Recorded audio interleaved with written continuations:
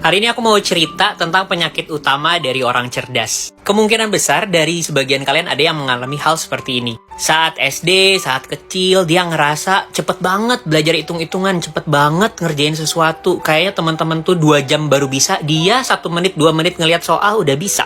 Dia 1 menit, 2 menit guru nerangin, dia langsung paham. Dia nggak butuh effort yang berusaha keras banget saat SD untuk dapetin nilai bagus. Tapi ketika naik tingkat ke SMP, ke SMA, dia ngerasa mulai tersendat-sendat, mulai ngerasa kesusahan. Ngerasa nggak kayak SD lagi yang 1 menit, 2 menit langsung paham dan bisa. Dia butuh effort lebih untuk bisa jadi bisa.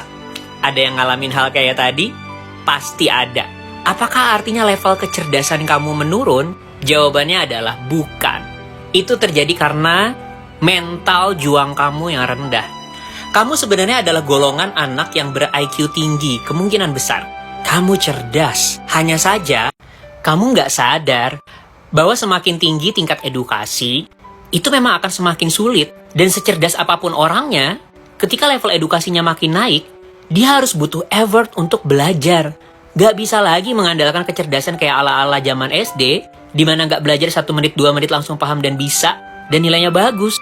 Kamu pasti akan terbalap sama teman-teman kamu, yang mungkin sebenarnya gak secerdas kamu, tapi mereka punya mental juang yang sangat tinggi dari kecil. Dari kecil mereka udah biasa untuk belajar. Mereka udah biasa untuk belajar keras karena mereka nggak 1 menit 2 menit paham kayak kamu.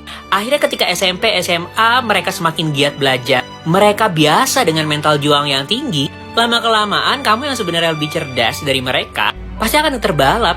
Itulah kenapa di dunia ini tuh nggak cuma butuh IQ. Ada banyak faktor lain yang membuat orang jadi sukses.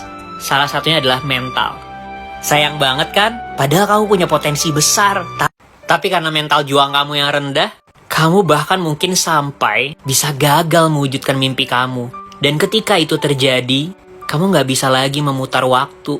Jadi, buat kamu yang sekarang ngerasa kayak gitu, jangan tunda untuk berubah. Perbaiki mental kamu.